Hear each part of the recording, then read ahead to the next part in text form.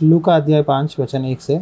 जब भीड़ परमेश्वर का वचन सुनने के लिए उस पर गिरी पड़ती थी, वहाँ गेन्नेसरत की झील के किनारे पर खड़ा था, तो ऐसा हुआ कि उसने झील के किनारे 2 नावें लगी हुई देखी और मछुए उन पर से उतरकर जाल धो रहे थे। उन नावों में से एक पर, जो शेमोन की थी, चढ़कर उसने उससे विनती की, किनारे में थोड़ा हटा ले चले। तब लोगों को नाव पर से उपदेश देने लगा। देखो, यीशु मसीह के पास माइक्स नहीं थे, स्पीकर नहीं था, एम्पलीफायर नहीं था। बस यीशु मसीह खुले मैदान में, समुद्रों के पास, पहाड़ों पे, जंगलों में जोर जोर से चिल्लाकर सुसमाचार बोलते थे। तो बहुत बड़ी भीड़ आई। जब यीशु मसीह वचन बोलना चाहा तो यीशु मसीह के ऊपर गिर रहे थे। 2 बोट्स है।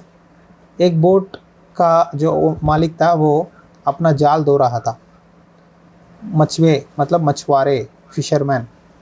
उनमें से एक मछुआरा कौन है? मछली पकड़ने वाला जो था, पतरस, सीमोन पतरस। पहला सीमोन था नाम, यीशु मसीह ने उसको पतरस नाम रखा। तो प्रभु ने उससे कहा, तुम्हारा बोट में थोड़ा अंदर लेके जाओ, मैं तुम्हारे बोट पे खड़े होकर वचन बोलना चाहता हूँ। मतलब वो बोट ही यीशु मसीह को मंच बन गया, स्टेज बन गया। जब यीशु मसीह वो बोट पर थोड़ा अंदर लेके जाने के बाद, खड़े हुए, इसका मतलब लोग सब किनारे, समुद्र के किनारे खड़े हुए मिट्टी पे, यीशु मसीह नाव पर खड़े होकर वचन बोल रहे थे। तो ये सिचुएशन था। तो इस परिस्थिति में जब उपदेश दे रहे थे तो वहाँ लोग सुन रहे थे वचन। तो शेमोन भी सुन रहा था सारा वचन। और जब वचन सुन रहा था तो शेमोन के अंदर एक एहसास हुआ कि मैं पापी मनुष्य हूँ। क्या है? मैं पापी मनुष्य हूँ। ये बात सीमोन तभी नहीं बताया, थोड़ा देर के बाद बताता है। वचन में लिखा है, वहाँ बैठकर लोगों को नाव पर से उपदेश देने लगा। जब वहाँ बातें कर चुका, यहाँ देखो, वचन मतलब उपदेश हो गया, सुसमाचार बोल दिया, पूरा काम हो गया, सब लोग चले गए। तब प्रभु ने शिमोन से कहा, गहरे में ले चल और मछलियाँ पकड़ने के लिए अपने जाल डालो। क्या पतरस ने पूछा प्रभु से, प्रभु हमें मछलियाँ नहीं मिले, हमने कोशिश किया। ऐसा कभी पहले सीमोन ने पूछा? नहीं पूछा। पहले यीशु मसीह ने खुद कहा। वचन बोलने के बाद सीमोन का चेहरा देखकर प्रभु ने कहा, गहरे में ले चल और मछलियाँ पकड़ने के लिए अपना जाल डालो। यहाँ एक आत्मिक मीनिंग, एक सीक्रेट मैं बताता हूँ। क्या है पता है? जब यीशु मसीह शिमोन के नाव पे आ गए तो यीशु मसीह को पता चल गया कि सीमोन के घर में, उसके परिवार में, उसके ज़रूरतें क्या है, प्रॉब्लम्स क्या है। हालेलुया। यीशु मसीह जब शिमोन के नाव पर चढ़े तो यीशु मसीह को ऑटोमेटिकली पता चल गया कि शिमोन का प्रॉब्लम क्या है। क्या है? फाइनेंस की प्रॉब्लम है, मछलियाँ नहीं हैं। देखो, एक मछुआरा मछली पकड़ेगा तो पैसा आएगा तो घर का राशन चलेगा, घर का किराया चलेगा, पत्नी बच्चों को खाना खिलाएगा, पढ़ाएगा। तो शिमोन का प्रॉब्लम क्या था? आर्थिक समस्या थी। बड़े बड़े नाव थे, जाल था, लेकिन मछलियाँ पकड़ नहीं पा रहा था। खोज रहा था, मिल नहीं रहे थे। तो ये हालत में जाल धो रहा था शिमोन। उस समय प्रभु ने उसको देखा, उसका नाम इस्तेमाल किया। तो शिमोन ने यहाँ वचन 5 में बोला, हे स्वामी, हमने सारी रात मेहनत की और कुछ ना पकड़ा। हालेलुया। क्यों बोल रहा हूँ बताए? पहले यीशु मसीह ने बोला, प्रॉब्लम का सॉल्यूशन पहले प्रभु ने दिया। पहले प्रभु ने कहा, गहरे में ले चल और मछलियाँ पकड़ने के लिए अपना जाल डालो। तो नेक्स्ट सीमोन ने बोला, प्रभु हमने तो ये पूरा कर लिया, क्या तुझे लगता है कि हमने कोशिश नहीं की? हमने तो पूरा रात जाल डाला, पूरी रात जाल डाला, लेकिन कुछ भी नहीं पकड़ा। तो भी तेरे कहने से क्या करेंगे? जाल डालेंगे। आमीन। इसका मतलब क्या है ना, हमने सारा कोशिश कर लिया, इस दुनिया में जो करना है मेरी तरफ से, मेरी बुद्धि से, मेरे दिमाग से जो मुझे करना है मैंने सारा कोशिश कर लिया, लेकिन तेरे कहने से मैं एक बार कोशिश करूँगा। जब उन्होंने ऐसा किया तो बहुत मछलियाँ क्या किए, गिर लाए। देखो ये बात आप लिख लो, प्रभु ने कहा कि एक बार कोशिश करो। प्रभु हमसे भी कहते हैं ऐसा ही, एक बार ट्राई करो, एक और बार कोशिश करो। सिमोन बोला, प्रभु हमने सारी रात कोशिश की, सारी रात मछलियाँ पकड़ने की कोशिश की। मछुआरे रातों में डालते हैं जाल, शाम के समय में डालते हैं, डाल के सुबह निकालते हैं। तो पूरा रात कोशिश करने के बाद मछलियाँ नहीं मिले, लेकिन शिमोन कहता है तूने कहा, तेरे कहने से मैं तो जाल डालूँगा। जब उन्होंने ऐसा किया तो बहुत मछलियाँ गिर लाए और उनके जाल फटने लगे। मतलब जाल फटने उतना वज़न वाला मछलियाँ, कई सौ हज़ारों मछलियाँ उनके जाल में आ फंस गए। इस पर उन्होंने अपने साथियों को जो दूसरी नाव पर थे संकेत किया कि आकर हमारी सहायता करो, और उन्होंने आकर दोनों नाव यहाँ तक भर ली, वे डूबने लगी। इतना मछलियाँ मिल गए, यीशु मसीह के कहने से उन्होंने कोशिश किया कि 2 नाव मतलब 2 बोट्स भर गए, इतने मछलियाँ आ गए। ये देखकर आश्चर्य में हो गए शिमोन, पतरस, यूहन्ना, याकूब सभी लोग।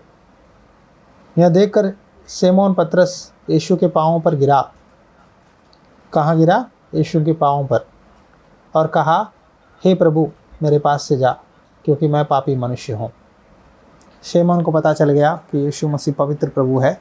यीशु मसीह मेरे नाव में आते ही मेरे 2 नाव भर मछलियाँ भर गए। यीशु मसीह में सामर्थ्य है, यीशु मसीह जिंदा खुदा है। यीशु मसीह मेरे नाव में आने से मेरे घर में बरकत होती है, मेरे घर में आशीष मिलता है, मेरा काम में आशीष मिलता है। ये सारे चीज़ें शिमोन पतरस अपने मन में पहचान लिया। पहचान कर यीशु के पैरों पर गिरकर कहा, प्रभु मेरे पास से जा, मैं पापी मनुष्य हूँ। देखो, जब यीशु मसीह आपके घर में, आपके नाव में, आपके जीवन में, आपके काम में आते हैं, पहले आपका जीवन बदलता है। पहले आप अपने आप को एहसास करते हो कि मैं पापी मनुष्य हूँ। आमीन। यीशु मसीह पतरस के नाव में आते ही पतरस ने पहचान लिया कि मैं पापी मनुष्य हूँ। जब यीशु मसीह का वचन मैं आप जब बोल रहा हूँ, ये वचन आपके अंदर आपकी हालत को याद दिलाता है, आपकी परिस्थिति को याद दिलाता है। अगर हम पापों को मान ले तो हमारे पापों को क्षमा करने, उद्धार देने के लिए वो विश्वास योग्य है। अगर हम कहते हैं कि हमारे अंदर पाप नहीं है तो हम झूठे ठहरते हैं, हम झूठ बोलते हैं। ठीक है, यह वचन में लिखा है, देखो 1 यूहन्ना अध्याय 1 वचन 8 और 9 पढ़ो। 1 यूहन्ना अध्याय 1, 1 यूहन्ना की पत्री निकालिए, अध्याय 1 वचन 8 और 9। यदि हम कहें कि हमने कुछ भी पाप नहीं, हम में कुछ भी पाप नहीं है, तो हम अपने आप को धोखा देते हैं, हम में सत्य नहीं है। परमेश्वर का वचन सत्य है। परमेश्वर का वचन हमें सच्चे मार्ग पे लेके चलता है। अगर हम कहते हैं हम में धोखा नहीं है, पाप नहीं है, हाँ हम बहुत अच्छे हैं, हमें कोई भी गलती नहीं है, क्या करते हैं? अपने आप को धोखा दे रहे हैं। धोखा मतलब क्या है ना, अपनी गलतियों पर मिट्टी डाल के छुपा कर बस भक्ति का बेच डालकर चलना है। लेकिन असली भक्ति क्या है ना, पतरस कर रहा था। पतरस के नाव में यीशु मसीह आते ही उसने अपने अंदर, दिल के अंदर, जीवन के अंदर जो जो पाप है सारे एहसास कर लिया और प्रभु से बोला, प्रभु मैं पापी हूँ, प्रभु तू मुझसे दूर चले जा। हाँ, तू पवित्र प्रभु है, तू जिंदा खुदा है, तू पवित्र परमेश्वर है, तू मेरे नाव में रहने के लिए मैं लायक नहीं हूँ, तू मेरे नाव में खड़े होने के लिए मैं सही आदमी नहीं हूँ, प्लीज़ मेरे पास से चले जा, मैं पापी हूँ। तो जब उसने पापों को मान लिया तो प्रभु ने उसको क्षमा किया और नया जीवन दिया। वचन में लिखा है, यदि हम अपने पापों को मान ले तो हमारे पापों को क्षमा करने और हमें सब अधर्म से शुद्ध करने में विश्वास योग्य और धर्मी है। परमेश्वर विश्वास योग्य और धर्मी परमेश्वर है। परमेश्वर अधर्म, गलत, धोखा से नफरत करता है, लेकिन धर्मियों से प्यार करता है। यदि हम कहें कि हमने पाप नहीं किया तो उसे झूठा ठहराते हैं, उसका वचन हम में नहीं है। पश्चाताप की प्रार्थना बहुत ज़रूरी है प्यारे भाइयों और बहनों। डेली आपकी प्रार्थना में अगर आपका दिल कहता है कि आज मैंने शायद सीधा प्रार्थना नहीं किया या वचन नहीं पढ़ा या मेरे मन में बेचैनी है, तो कहीं ना कहीं पाप को आपने जगह दिया है। तो इस विषय के लिए आप डेली प्रभु से पूछो, प्रभु मुझे सुधार, मुझे बढ़ा, भक्ति में बढ़ा, वचन में बढ़ा, प्रार्थना में बढ़ा। कई लोगों का समय शैतान खा लेता है, आपको प्रार्थना करने से, बाइबल पढ़ने से बैठने नहीं देता प्रभु से, आपका टाइम चोरी करता है। ठीक है, टाइम चोरी करना शैतान का काम है, लेकिन वो चोरी किया हुआ टाइम को फिर उस शैतान के हाथ से छीन कर प्रभु को देना आपका काम है। परमेश्वर आपके लाइफ में आकर आपको खड़ा कर प्रिंसिपल की तरह लकड़ी लेकर ए उठ, बाइबल पढ़, ए प्रार्थना कर, ऐसा नहीं करता। वो अपने आप आपको अनुशासन करना चाहिए, अपने आप डिसिप्लिन करके। कम से कम सुबह नहीं हुआ, मैं जानता हूँ कुछ लोगों को सुबह बच्चे स्कूल जाते हैं, कभी कभी लेट हो जाता है, तो आप शाम में, रात में सोने से पहले 1 घंटा 2 घंटे बाइबल पढ़ के प्रार्थना करके सो सकते हैं। कभी कभी रातों में नहीं होता तो सुबह जल्दी उठ के प्रार्थना कर लेना। ऐसा नहीं कि सुबह नहीं हुआ तो मैं कोई का आगे नहीं बढ़ सकती, अब मैं आज मिस हो गई तो मैं कुछ नहीं कर पाऊँगी, ऐसा डिप्रेशन में मत जाना। कभी सुबह नहीं हुआ तो शाम में करना, शाम नहीं हुआ तो सुबह करना, लेकिन डेली बाइबल पढ़ना, प्रार्थना करना बहुत ज़रूरी है। आमीन। तो यहाँ पतरस अपने आप को एहसास कर रहा है, क्या बोल रहा है? प्रभु मेरे पास से जा, मैं पापी मनुष्य हूँ। जब प्रभु हमारे लाइफ में आते हैं, हमारे सारे गलतियों को पवित्र आत्मा परमेश्वर याद दिलाते हैं। जब हम पापों का पश्चाताप करके प्रभु में आकर बपतिस्मा लेकर, प्रभु का बोझ लेकर चर्च में जाते रहते हैं, विश्वास में बढ़ते रहते हैं, तो प्रभु हमें धीरे धीरे धीरे हमारे गलतियों को एक एक करके निकालते हैं, हमारे अंदर से निकाल कर हमें पवित्रता के और शुद्धता के ओर लेके चलते हैं। हाँ, तो इस पतरस के लाइफ में भी यही था। प्रभु ने बोला कि देखो लिखा है वचन 9 से, क्योंकि इतनी मछलियाँ पकड़ने जाने से और उसके साथियों को बहुत अचंभ हुआ, और वैसा ही जबूदी के पुत्र याकूब यूहन्ना को भी, जो शेमोन के सहभागी थे, अचंभ हुआ। मतलब पहले इनको आश्चर्य हुआ। 3 लोग थे, याकूब, यूहन्ना और पतरस। ये तीनों पार्टनर्स थे, मछली पकड़ने में पार्टनर्स थे। तीनों का, एक पतरस का नाम था, दूसरा नाम याकूब और यूहन्ना, दोनों कजिन्स का था। तो इन तीनों को पहले मिराकल देकर आश्चर्य हुआ। बाद में प्रभु ने बोला, सिमोन मत डर, आपसे तू मनुष्यों को जीवित पकड़ा करेगा। आमीन। अब तक तू मछलियों को पकड़ा, मछलियों को तू पकड़ता है और तू बेचता है, ठीक है। आगे से तू मछलियों को नहीं, आदमियों को पकड़ेगा। मेरे नाम से लोगों को वचन सुनाएगा, मेरे नाम से तू लोगों को उद्धार देगा, मेरे नाम से तू लोगों को मेरे बातें, सुसमाचार, स्वर्गीय बातें बोलेगा। उनको स्वर्ग के राज्य में तू पकड़ के लेके आएगा। और वे नावों को किनारे पर ले आए और सब छोड़कर उसके पीछे हो लिए। आमीन। देखो, यीशु मसीह ने उन दोनों को बुलाया। वचन ना कनेक्टिंग डॉट्स है। गेम खेलते हैं बच्चे डॉट्स डाल के। तो वचन मत्ती, मरकुस, लूका, यूहन्ना, ये 4 पढ़ोगे सुसमाचार की पत्रियाँ, तो इसे आप जोड़ के पढ़ोगे, आपको सारा मैसेज समझ में आएगा। यहाँ लिखा है यीशु मसीह ने इनको बुलाया। मत्ती में, आप लूका में देखोगे तो प्रभु ने पतरस से बात किया, ठीक है। नेक्स्ट वचन में लिखा है कि उन्होंने सब छोड़कर आ गए। तो उससे पहले ये हुआ, यीशु मसीह ने उनको बोला, मेरे पीछे आओ, मैं तुमको मनुष्यों को मछुए बनाऊंगा। लेकिन वहाँ लूका में प्रभु ने कहा, तुम अब से मनुष्यों को पकड़ोगे। ये बात कहते ही उन्होंने सब कुछ छोड़कर प्रभु के पीछे हो लिए। कुछ आगे बढ़कर उसने जबूदे के पुत्र याकूब और उसके भाई यूहन्ना को नाव पर जालों को सुधारते देखा। उसने तुरंत उन्हें बुलाया। वे अपने पिता जबूदी के मजदूरों के साथ नाव पर छोड़कर उसके पीछे हो लिए। अगर प्रभु आपको बुला रहा है, मान के चलो आपकी डैडी है, आप है, आपके भाई है, ठीक है, अगर यीशु मसीह मतलब एक सेवक पास्टर के ज़रिए आपको बुला रहा है, सेवकाई को आ सब छोड़कर, तो कितने लोग जा सकते हैं? आपकी मम्मी है, आपकी डैडी है, या आपके रिश्तेदार है, आपके घर में है। प्रभु आए, वचन बोले, बोलने के बाद प्रभु के दास आकर वचन बोले, बोलने के बाद आपको कहेंगे तो सब छोड़कर मेरे पीछे आ, सेवकाई में चल, तो कितने लोग आ सकते हैं? बहुत कम लोग आते हैं। कुछ लोग कहते हैं हम नहीं आएंगे, हमारा घर चाहिए, हमारा काम चाहिए, हमारे डैडी चाहिए, मेरे डैडी का मछली का बिजनेस है, जाल है, नौकर है, कौन देखेगा, कैसा होगा, मैं नहीं आऊँगा। लेकिन यहाँ देखो, उसके डैडी को छोड़ा, मजदूरियों को साथ नाव पर छोड़कर, मतलब बोट वहीं है, बोट को छोड़ दिया, जाल को छोड़ दिया, नौकरों को छोड़ दिया, पिता को, घर को, सब कुछ छोड़कर यीशु मसीह के पीछे चले गए। पतरस भी नाव छोड़ दिया, जाल छोड़ दिया, वहीं समुद्र पे छोड़कर सब कुछ बिजनेस सारा छोड़कर पीछे चला गया प्रभु के पीछे।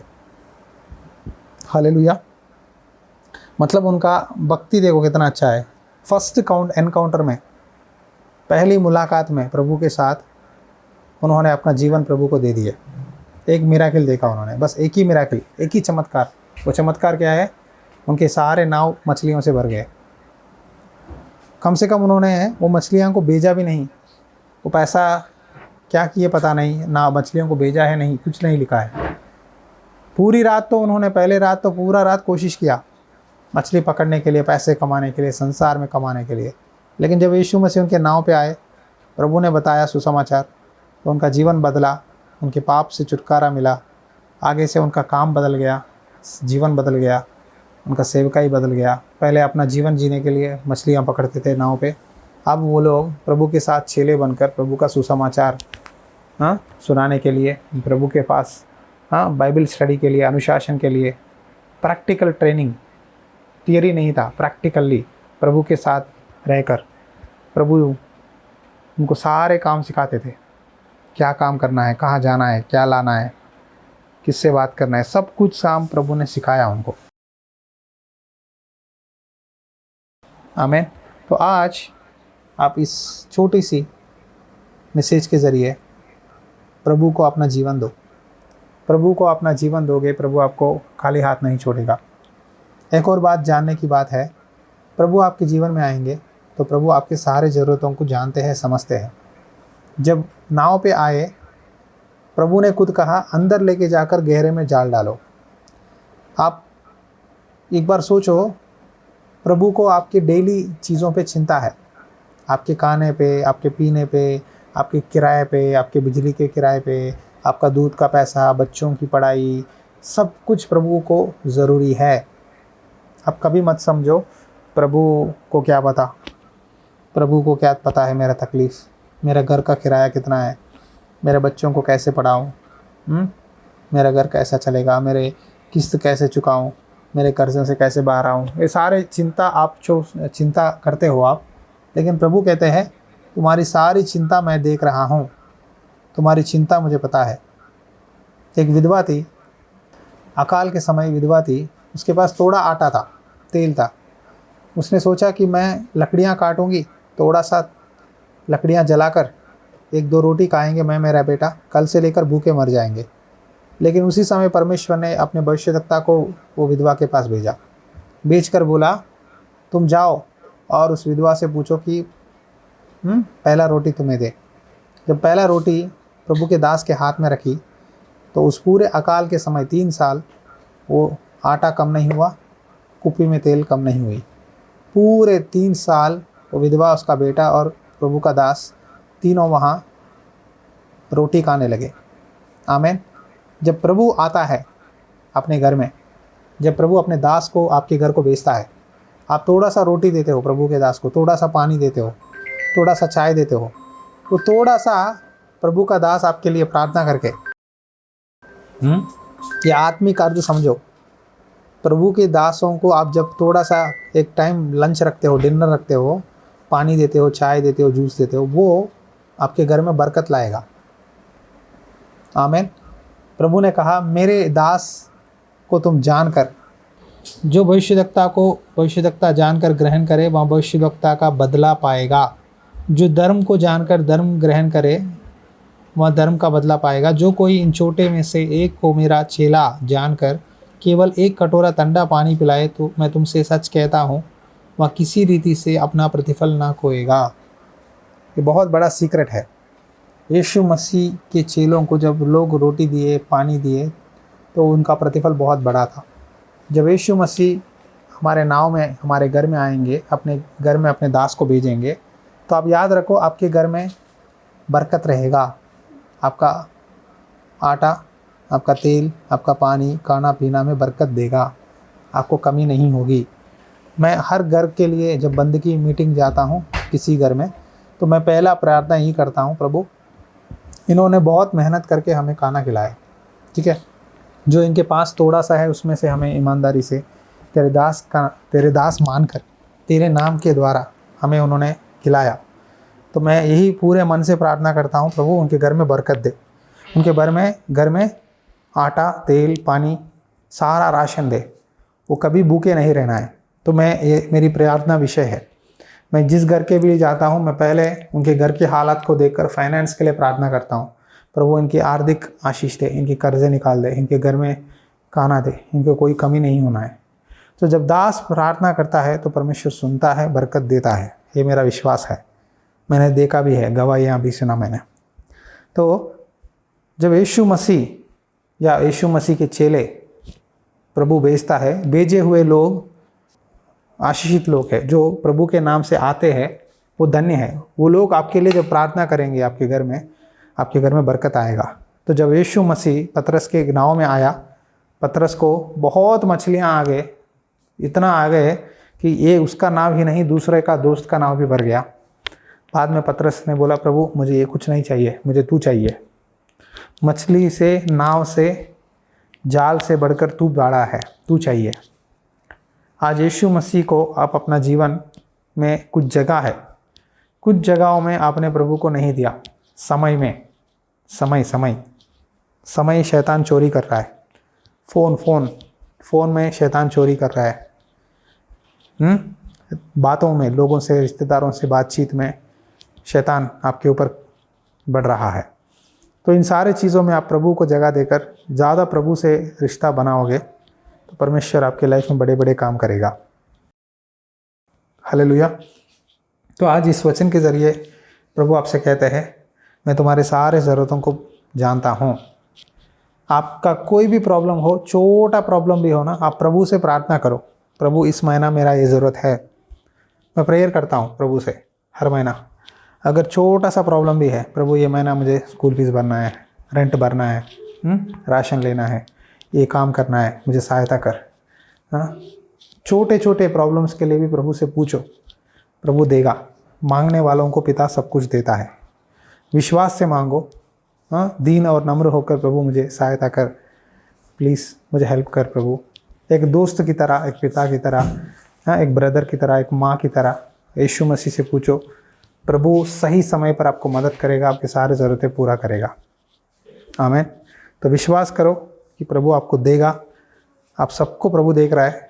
आप मत सोचो कि ये छोटा है, क्या मैं पूछ सकती हूँ, क्या ये प्रार्थना कर सकती हूँ। ऐसा नहीं है। प्रभु को कुछ भी पूछ सकते हो, लेकिन आप खुद पूछो, मुंह खोल कर, एक 5 मिनट, प्रभु ये ज़रूरत है, इस महीना भरना है, मुझे हेल्प कर, मुझे हेल्प कर। प्रार्थना करो, प्रभु देगा।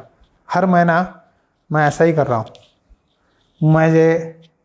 हर महीना मैं रेंट भर रहा हूँ, घर का राशन लाना, बच्चों का फीस हो, तेल हो, कुछ भी हो, छोटे छोटे चीज़ें मैं प्रभु से मांगता हूँ। प्रभु ये महीना करना है, सहायता कर, ये महीना कर, सहायता कर। इस तरह छोटे छोटे चीज़ें भी प्रभु से मांगता हूँ। प्रभु सही समय पर मदद करता है और घर चलता है। तो मैं भी बोल रहा हूँ, जैसा मुझे प्रभु मदद करता है, आपको ही मदद करेगा। आप विश्वास से पूछो। हर परिस्थिति को प्रभु जानता है, आपके डेली ज़रूरतों को जानता है। वचन में लिखा है, आप स्वर्गीय प्रार्थना में यीशु मसीह ने सिखाया, उसमें देखोगे, उसमें एक वचन लिखा है, हे स्वर्ग में हमारा, क्या लिखा है, हे हमारे स्वर्गीय पिता, तेरा नाम पवित्र किया जाए, तेरा राज्य जैसा स्वर्ग पे है पृथ्वी पे आए, हमारे दिन भर की रोटी हमें आज दे। मतलब डेली रोटी के लिए प्रार्थना करना है। डेली खाना आपको आ रहा है, आपके हाथ में रोटी आ रहा है, एक छोटा प्रार्थना करके खाओ, प्रभु इस रोटी के लिए धन्यवाद, इस खाने के लिए धन्यवाद। कितने लोग भूखे हैं, कितने लोग प्यासे हैं, आपको खाना दे रहा है प्रभु, बरकत दिया है, तो डेली रोटी के लिए प्रार्थना करके खाओ, प्रभु आपको आशीष देगा। मैं चाहता हूँ इस महीना प्रभु आपके लाइफ में चिन्ह दिखाए, नए काम करे, नए दरवाजे खोले।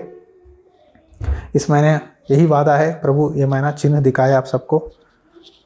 क्या दिखाएगा मुझे पता नहीं, लेकिन मैं विश्वास से मांग रहा हूँ।